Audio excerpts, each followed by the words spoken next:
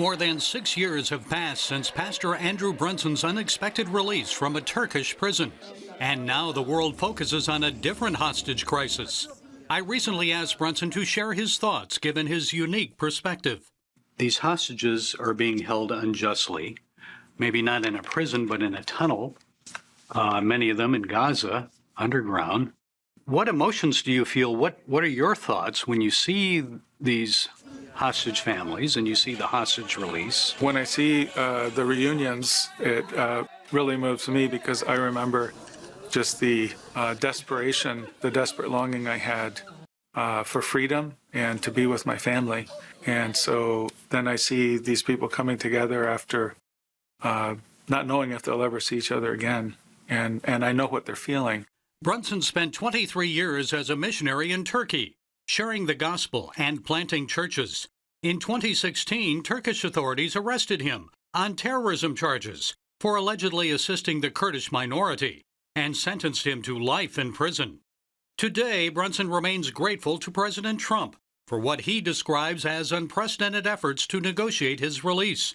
Upon his return to the United States, Trump invited Brunson and his wife Noreen to the Oval Office. I remember when we prayed for him, I in the Oval Office said, "Can I pray for you?" He said, "Well, I probably need prayer than anyone else in this, more prayer than anyone else in this room." And I think it is true. Like many Americans, Brunson believes God intervened to spare Trump's life last year in Butler, Pennsylvania. Although the Trump administration has made strides toward family and faith-friendly policies, Brunson believes the country's anti-Christian bias has a strong foothold and is deeply ingrained. It will bring a delay, but I think the culture as a whole has already become post-Christian. And when we came back from Turkey, I came back to a different country. And I think in the last years especially, there was an acceleration toward a very aggressively anti-Christian position, especially by the ruling elite, you could say. Every institution in our country is led by people who are post-Christian and increasingly anti-Christian. So those extreme pressures will rise up again after Trump. I think they will because the culture hasn't changed. Our culture is actually very quickly turning away from God. Brunson predicts the United States and other Western nations will eventually become less inclined to defend religious freedom. As a result, regional powers will rise to fill the void. I think that Turkey, Russia, and Iran will move together in some alliance. I had a dream about this in prison that was from God. I have very few dreams from God, but this was one. And I saw them moving in a dark alliance. This was in 2016, before they started to move together. And then it started to happen. And so I think there are spiritual ties there. But I think there is an alliance that will continue in a darker direction and that will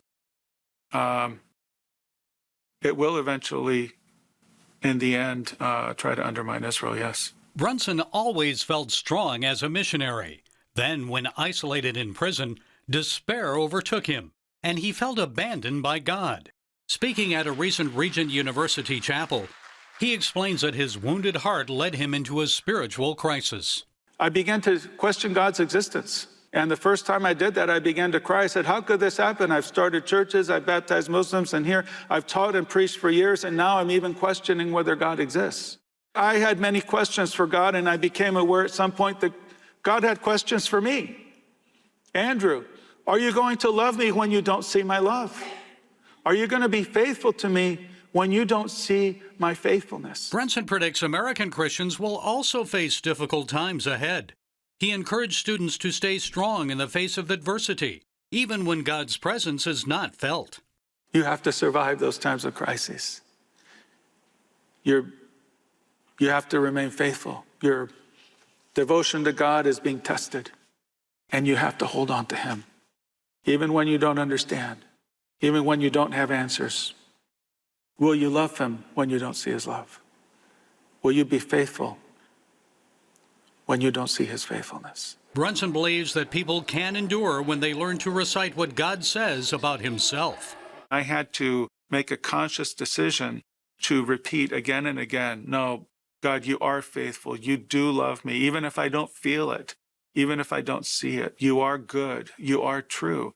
And to say these things, even when my emotions are in turmoil and in darkness, but with my will, I can choose to speak what is true. Guidance from Brunson's experience, trusting God while facing life's challenges. Gary Lane, CBN News.